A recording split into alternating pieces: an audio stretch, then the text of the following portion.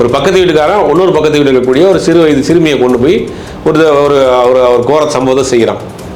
அப்போ அதுக்கு அரசாங்கம் எப்படி பொறுப்பு? அவனை 24 மணி நேரத்தில் அவனை பிடிக்கிறாங்க, தண்டனை வாங்கி கொடுக்குறாங்க. இது செய்ய முடியும். அப்போ இதை மீறி ஒவ்வொரு வீட்டுக்கும் ஒரு போலீஸ் போட்டு பாதுகாப்பு கொடுக்க முடியாது எந்த ஆட்சியிலையுமே. தங்கிட்டு ஒரு நாள் 28ஆம் தேதி நினைக்கிறேன், 22 காலையில் வீட்டுக்கு போனவங்க அடுத்த நாள் 29 நைட்டில் தான் அந்த 17 வயசு பொண்ணு 18 வயசு பொண்ணு வீட்டுக்கு வந்திருக்காங்க போதையோட. அந்த கார் அந்த பைக்கு மேலே ஏறி அந்த கார் பைக்கு மேலே அடித்து அந்த பொண்ணை தூக்கி எறிஞ்சு அந்த பொண்ணு அந்த 18 வயசு இலங்கையை சேர்ந்த பொண்ணு முகாமில் இருக்க பொண்ணு ஸ்பாட்லேயே அவுட்டு. அந்த 17 வயசு பொண்ணும் இந்த 18 வயசு பொண்ணும் வீட்டை விட்டு கிளம்பி போய் ஒரு நாள் கழிச்சு வீட்டுக்கு வந்திருக்கிறாங்க. அப்படின்னா பேரண்ட்ஸ் என்ன பண்ணிட்டு இருக்கீங்க? பையனோ பொண்ணும் நைட்டு வீட்டுக்கு போய் விடிய டான்ஸ் ஆகிட்டு நைட்டு 12 மணிக்கு வர்றான் போதையோடனா நீங்கள் எப்படி அலோவ் பண்ணுறீங்க? கண்டிக்க மாட்டீங்களா? இது என்ன இது கலாச்சாரம்? இது அப்போ குடும்பத்தினுடைய சூழல், வறுமை, கல்வி, பொருளாதாரம், சாதி மத அடக்குமுறை எல்லாம் அந்த பிள்ளைகளுக்கு சொல்லி வளர்த்துனோம்னா பயப்படுங்க. கண்டிப்பாக இது எதுவுமே தெரியாமல் வளர்க்கணும்னு ஒரு தலைமுறை பேரண்ட் வளர்க்குறதுனால அந்த 20 வயதுக்குள்ள இருக்கக்கூடியவங்களுக்கு உலகத்தை வாழ்க்கை நிமிடத்துக்கு நிமிடம் வாழணும் வாழ்க்கையை.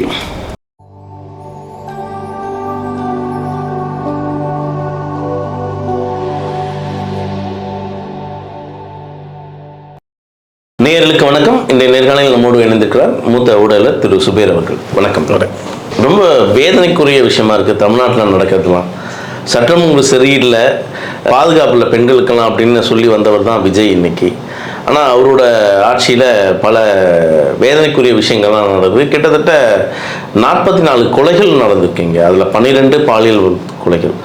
இப்போ நேற்று நடந்த சம்பவம் கோயம்பேட்டில் அதோட அதிர வைக்கிற விஷயமா இருக்குது. என்ன நடந்தது கோயம்பேட்டில்? ஒரு பெண்ணை கார் ஏற்றி கொண்டு இருக்காங்க. இல்லை, போன ஆட்சி காலத்துலேயும் இதே மாதிரி தான். அதாவது domestic violence, law and order failure, சட்டம் ஒழுங்கு சீர்கேடு, தனிநபர்களுடைய குற்றச்செயல் ரெண்டையும் நம்ம குழப்பிடக்கூடாது. போன ஆட்சி காலத்தில் நடந்த விஷயங்கள் இதே தான் நடந்துச்சு. அப்போ இவங்க என்ன பண்ணாங்கன்னா சட்டம் ஒழுங்கு கெட்டு போச்சுன்னு மொத்தமாக பிராண்ட் பண்ணிட்டாங்க. இப்பயும் அதான் பண்ணுறோம். இப்போ என்ன நடந்திருக்கு அப்படின்னா, இப்போ ஒரு கணவன் மனைவிக்குள்ள சண்டை வருது, ரோட்டில் கணவன் மனைவிக்குள்ள அடிச்சிடறான், கணவனோ மனைவியோ இறந்து போகிறாங்கன்றது அரசாங்கம் எப்படி அதை ஏற்றுக்கிற முடியும்? ஒரு பக்கத்து வீட்டுக்காரன் இன்னொரு பக்கத்து வீட்டில் இருக்கக்கூடிய ஒரு சிறு வயது சிறுமியை கொண்டு போய் ஒரு ஒரு ஒரு கோர சம்பவத்தை செய்கிறான். அப்போ அதுக்கு அரசாங்கம் எப்படி பொறுப்பு? அவனை 24 மணி நேரத்தில் அவனை பிடிக்கிறாங்க, தண்டனை வாங்கி கொடுக்குறாங்க. இது செய்ய முடியும். அப்போ இதை மீறி ஒவ்வொரு வீட்டுக்கும் ஒரு போலீஸ் போட்டு பாதுகாப்பு கொடுக்க முடியாது எந்த ஆட்சியிலையுமே. அதில் நம்ம முதல்ல புரிஞ்சுக்கணும். இதை தான் நம்ம போன ஆட்சி இருக்கப்பையும் சொன்னோம், இதே வார்த்தையை தான் சொன்னோம். திமுக ஆட்சி இருக்கப்போ இது சட்டம் ஒழுங்கு வேறங்க, தனிநபர் பிரச்சனை வேற, இதை நீங்கள் கொண்டு அரசாங்கத்து மேலே பழைய தூக்கி போடாதீங்கன்னு சொன்னோம். இப்பயும் அதே நிலைப்பாடு தான், மாற்றுக்கிறது கிடையாது. ஆனால் அந்த அரசாங்கம் அது எவ்வளோ துரிதமாக வேலை செய்யுதுன்னு பார்க்கணும். போன ஆட்சி காலத்தையும் அவங்களுக்கு உடனே கைது செய்யப்பட்டாங்க, தண்டனை வாங்கி கொடுத்தாங்க, சிறையில் அடைக்கப்பட்டாங்க. இந்த ஆட்சியிலையும் அது மாதிரி நடந்துகிட்டு இருக்கு. அதெல்லாம் இன்னும் கடுமையாக்கணும், சட்டங்களை கடுமையாக்கணும்னு வச்சுங்களேன். தமிழ்நாட்டில் தான் போக்சோ ஆக்ட் அதிகமாக பதிவு பண்ணப்பட்டிருக்கு. இருந்தாலும் கூட அது அதிகரிச்சுட்டே தான் போகுது. இதுக்கெல்லாம் காரணம் தனி மனித ஒழுக்கம், தனி மனித கட்டுப்பாடு, மேற்கிந்திய கலாச்சாரம், நாகரிக உச்சம், கலாச்சார சீரழிவு, இதெல்லாம் நீங்கள் தலை விரிச்சு ஆடிட்டு இருக்கு. அதுக்கு மிக முக்கிய பங்கு வகிக்கிறது சமூக வலைத்தளங்கள். இந்த கோயம்பேடு விஷயம், அந்த பெண் என்ன அதுக்கு பின்னாடி என்ன இல்லை, கோயம்பேடு பொறுத்த வரைக்கும் கோயம்பேட்டில் இருக்கக்கூடிய ஒரு ரெஸ்டோ பார் அப்படின்னா, அந்த ரெஸ்டோ பார்னா ரெஸ்டாரண்ட்டும் பாரும் மிக்ஸ் பண்ணி இருக்கு. ஓகே. சென்னையில் பல இடங்களில் அந்த ரெஸ்டோ பார் இருக்கு. சனிக்கிழமை இரவுகளில் மது ஆட்டம் பாட்டம், டிஸ்கோ மாதிரி. அதான் டிஸ்கோ தான் நீங்கள் அப்டேட் ஆகாமல் இருக்கீங்க. இப்போ எல்லாம் நிறைய டிஸ்கோலாம் அந்த 80s 90s அதெல்லாம் தாண்டி எங்கேயோ போயிட்டுருச்சு. இப்போ பார்த்தீங்கன்னா சென்னையில் முக்கியமாக இருக்கக்கூடிய டி நகர், அப்புறம் கோயம்பேடு, நுங்கம்பாக்கம், சில இடங்களில் சனிக்கிழமை நைட்டு ஆச்சுன்னா சிறு ஆண் பெண் பிள்ளைகளை கையில் சிகரெட்டோட ரோட்டில் நிற்கிற காட்சியெல்லாம் பார்க்கலாம். அந்த மாதிரியான பாரில் என்ன பண்ணுறாங்க அப்படின்னா, அப்படி ஒரு பார் தான் கோயம்பேட்டில் இருக்கக்கூடிய ஒரு பார். அந்த பாருக்கு 17 வயசில் ஒரு பொண்ணு, 18 வயசில் ஒரு பொண்ணு. இந்த பாரில் எப்படின்னா single not allowed, only couple. அப்படிங்கும் போது இவங்க என்ன பண்ணுறாங்கன்னா, ஒரு பசங்களோட இவங்க தனியாக 2 பொண்ணுங்க, அது 17 வயசுல 18 வயசுலேயே 2 பொண்ணுங்க, இன்னொரு பொண்ணு, அந்த பொண்ணு 2 பொண்ணுங்க, 18 வயசில் ஒரு பொண்ணு, 17 வயசில் ஒரு பொண்ணு. இந்த பொண்ணு என்ன பண்ணுறாங்கன்னா, இந்த 18 வயசு பொண்ணு அவங்க பூர்வீகம் இலங்கையை சேர்ந்த பொண்ணு, யான்சின்னு சொல்கிறாங்க அந்த பொண்ணு. அந்த பொண்ணு இலங்கையை சேர்ந்த பொண்ணு, விழுப்புரத்தில் இருக்கக்கூடிய இந்த மறுவாழ்வு முகாமில் இருக்காங்க. அப்போ இன்ஸ்டாகிராம் மூலியமாக அந்த பொண்ணுக்கு சில இங்கே இருக்கக்கூடிய ஒரு பொண்ணோட பழக்கம் ஏற்பட்டிருக்கு.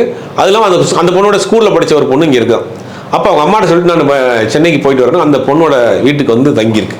அந்த வீட்டில் தங்கியிருக்கிறப்ப ஒரு நாள் அந்த பொண்ணு எங்கேயோ வெளியில் போயிடுச்சுன்னு சொல்லி பக்கத்து வீட்டில் இருக்கக்கூடிய 17 வயசு சேர்ந்த ஒரு பொண்ணு, அந்த பொண்ணு இந்த பொண்ணு என்ன பண்ணுறாங்க, நான் அந்த பொண்ணு வெளியில் போனேன், இந்த பொண்ணோட 17 வயசு சேர்ந்த ஒரு பொண்ணோட வீட்டில் இந்த பொண்ணு தங்கியிருக்கு.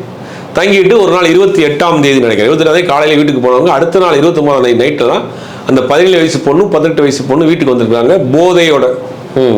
நம்ம அந்த 17 வயசா கெஸ்ட்டாக தங்கியிருக்கலாம் அந்த ஒரு வீட்டில். அந்த வீட்டில் அவங்க அம்மாவெல்லாம் திட்டின பிறகு அந்த பொண்ணுங்க அடுத்த நாள் காலையில் வீட்டை விட்டு வெளியே போயிடுச்சுக்கலாம். வீட்டை விட்டு வெளியில் போன பொண்ணுங்க எங்கே போச்சுன்னு தெரியல. இப்போ என்ன பண்ணியிருக்காங்கன்னா இந்த பாருக்கு வரும். அந்த பாருக்கு என்ன பண்ணலாம்னா உள்ளே போகிறதுக்கு கப்புள் தான் நாட்டு அலோடுன்னு இன்ஸ்டாகிராம் மூலிமா ஒரு பசங்க அதோடைய அறிமுகம் கிடச்சி நாங்கள் உங்களை வந்து அந்த பையன் கேட்குறான், எனக்கு தண்ணி அடிக்கிற பழக்கம், அந்த பையனோட வீடியோ வந்துருக்கு சோஷியல் மீடியாவில். அந்த பையனுக்கு 21 வயசு, எனக்கு தண்ணி அடிக்கிற பழக்கம் இல்லை, சும்மா ஜாலியாக டான்ஸ் ஆடலாம் அந்த பொண்ணோட போகலான்ட்டு அந்த பொண்ணு தான் இவனை கூட்டு போயிருக்கு. 18 வயசு பையன் பொண்ணு, 21 வயசு பையன், இந்த 17 வயசு பொண்ணு, அவனுக்கு ஒரு ஃப்ரெண்டு. இந்த 2 பேரும் கப்புலாக பேராக உள்ளே போயிருக்கிறாங்க. உள்ளே போய் மது இருந்திருக்கிறாங்க, டான்ஸ் ஆடி இருக்காங்க. இன்னொரு குரூப் அவங்க ஆப்போசிட்டில் டான்ஸ் ஆடிட்டு இருக்கப்ப அந்த பொண்ணு மேலே ஏதோ கைப்பட்டிருக்கு, பல இடத்துல பட்டிருக்கு.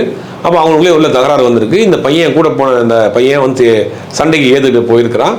உடனே என்ன பண்ணியிருக்கான், அந்த பையன் தள்ளி இருக்கானுங்க. உடனே அந்த பையன் அங்கே இருக்கக்கூடிய பாடி கார்ட்ஸ்கிட்ட போய், இந்த பிளாக் ஹெட்ஸ்கிட்ட போய், பவுன்சர்ஸ் இருப்பாங்களே அவங்கள்ட்ட போய் இந்த மாதிரி எங்களுக்கு சண்டை நடக்குதுன்னே அந்த பவுன்சர்ஸ் வந்து எல்லாரையும் வெளியே அனுப்பிச்சிட்டாங்க.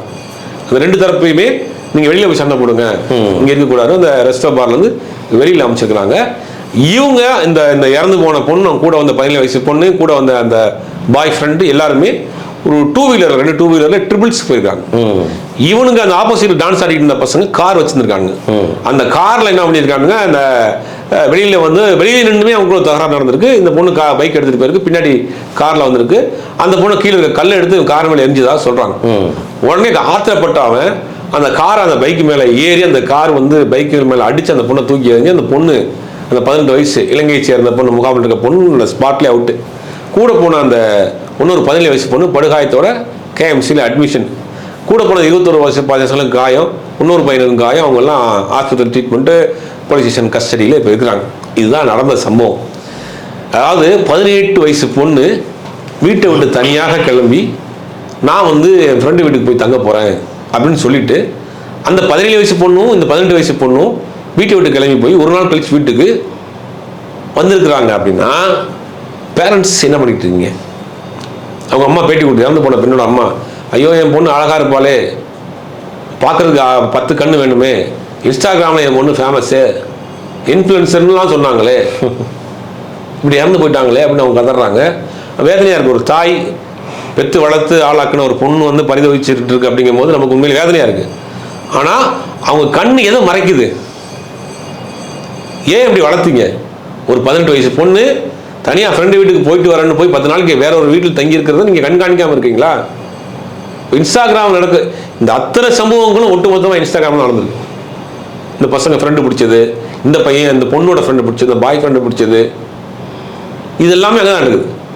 இது இப்போ ஒரு ஒரு பொண்ணு நைட்டு பாருக்கு போயிட்டு 12 மணிக்கு வீட்டுக்கு போதையில் போகுதுன்னா இது முதல் முறை நடந்திருக்குன்றீங்களா? 17 வயசு ஒரு 17 வயசு பொண்ணு ஒரு 17 வயசு பொண்ணு நைட்டு 12 மணிக்கு வீட்டுக்கு போகுதுங்க. எங்கன்னு கேட்க மாட்டாங்களா? வீட்டில் கேட்க மாட்டாங்களா? 17 வயசு பொண்ணு 12 மணிக்கு ஒரு மது போதையில் வீட்டுக்கு போகிறது வாட தெரியாதா அவங்களுக்கு? இந்த கல்ச்சரில் வாழ்கிறோம். தமிழ்நாட்டில் தான் இருக்கோம். நம்ம பேரண்ட்ஸ் எல்லாம் பார்த்துட்டு பார்க்காம இருக்காங்களா?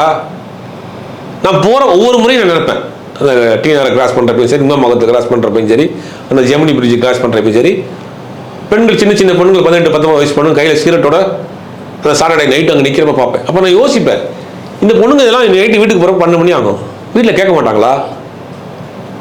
கலாச்சாரம் மாறுது அப்படின்ற பேரண்ட் உங்கள் இது என்ன கலாச்சாரம் இது? உங்கள் பெண்ணு நைட்டு வீட்டில் போய் டான்ஸ் ஆகிட்டு பையனோ பொண்ணும் நைட்டு வீட்டுக்கு போய் விடிய டான்ஸ் ஆகிட்டு நைட்டு 12 மணிக்கு வர்றான் போதையிலோடனா நீங்கள் எப்படி அலோவ் பண்ணுறீங்க? கண்டிக்க மாட்டீங்களா? இது என்ன இது கலாச்சாரம்? இது இப்போ நம்ம எங்கே நமக்கு இதெல்லாம் தெரியாமல் வாழ்ந்துட்டு இருக்கோமா? உலகத்தில் தமிழ்நாட்டில் தான் இருக்கிறோமா? இது அரசாங்கம் இது போன்ற அரசாங்கம் என்னங்க செய்யுது? பிரைவேட் பார்க்குல இந்த நடனம் எல்லாம் ஏன் அதெல்லாம் காலகாலமாக இருக்கத்தான் செய்யுது. பேரண்ட்ஸ் நீங்கள் எங்கே போனீங்க? 18 வயசு பொண்ணு வீட்டில் தண்ணி அடிச்சுட்டு நைட்டு வீட்டுக்கு வர்றா, 18 வயசு பையன் தண்ணி அடிச்சுட்டு வீட்டுக்கு வர்றான். தங்களுக்கான சுதந்திரம் அப்படின்றாங்களே. எது சுதந்திரம்? ஏன் நீங்கள் சின்ன பிள்ளைய அந்த சின்ன வயசுல சொல்லி வளர்க்கல? ஏன்னா இன்னைக்கு ஒரு நடுத்தர குடும்பமாக இருந்தால் கூட வருஷத்துக்கு அவன் 5 பண்டிகை கொண்டாடுறான்.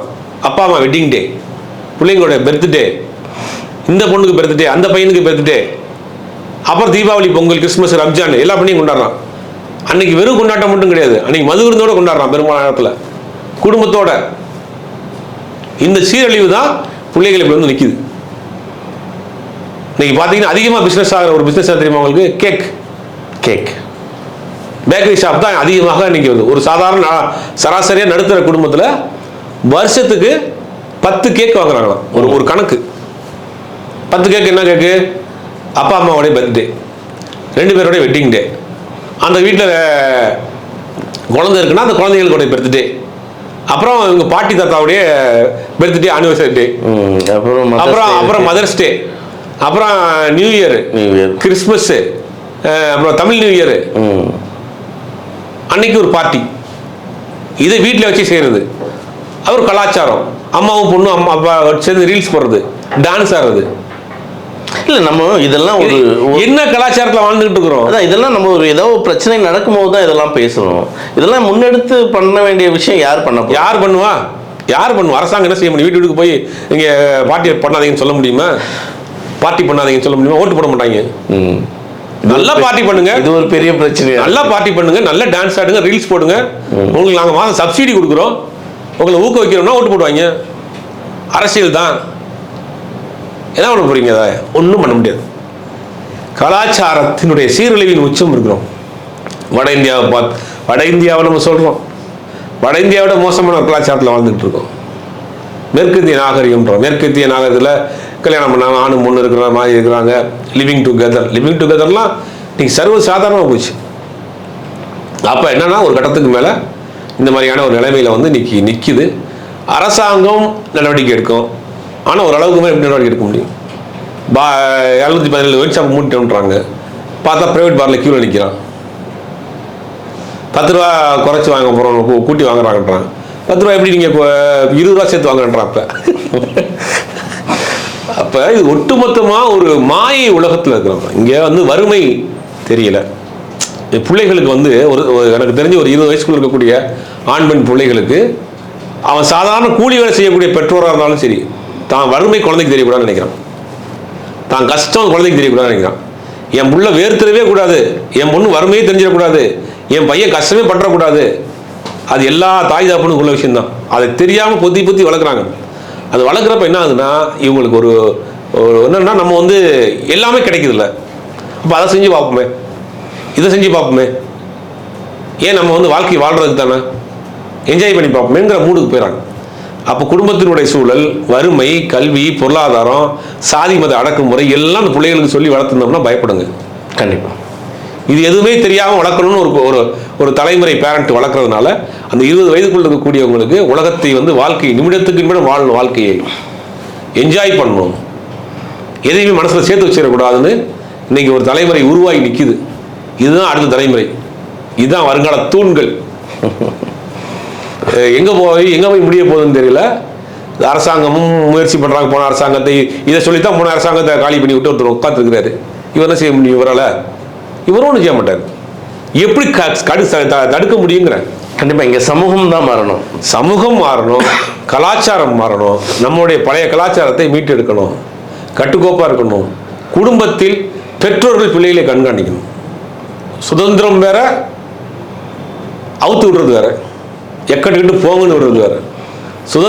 சுதந்திரம்ங்கிறது அவர்களை நீங்கள் வந்து ஓரளவுக்கு கட்டுப்படுத்தாத வரைக்கும் சுதந்திரம் இல்லை. இன்னைக்கு ஒரு குழந்தை இன்ஸ்டாவிலையோ ஒரு இன்ஃப்ளூயன்சர் இருக்குது, பெருமையாக பார்க்குறாங்க, பேரண்ட் பெருமையாக பார்க்குறானே. இப்போ வெளிநாடுகளில், வளர்ந்த மேலை நாடுகளில், பல நாடுகளில் 18 வயசுக்குள்ளே இருக்கவங்க சோசியல் மீடியா யூஸ் பண்ணக்கூடாது தடை வந்துருக்கு. பல ஆஸ்திரேலியா மாதிரியான பல நாடுகளில். ஏன் இந்தியாவில் தடை பண்ண முடியல? ஒன்றும் 18 வயசுக்குள்ளே இருக்கிற பிள்ளைங்க நீங்கள் வந்து சமூக வலைத்தளங்களை பயன்படுத்தக்கூடாது, அதை மீறி பயன்படுத்தினா பெற்றோருடைய கண்காணிப்போட பயன்படுத்துங்க அப்படிங்கிற ஒரு சட்டத்தை கடுமையாக்கினா மட்டும்தான் இந்த மாதிரியான சமுதாய சீர்கேடுகளை சரி செய்ய முடியும். கண்டிப்பாக பல அரிய தகவல் இதெல்லாம். மக்கள் இப்படி மாறுறாங்களா? இந்த சமுதாயத்தை மாற்றணும்னா ஒவ்வொரு மனிதர்கிட்ட தான் இருக்குது. அழகாக சொன்னீங்க. உங்கள் நேற்று உங்களுக்கு நன்றி.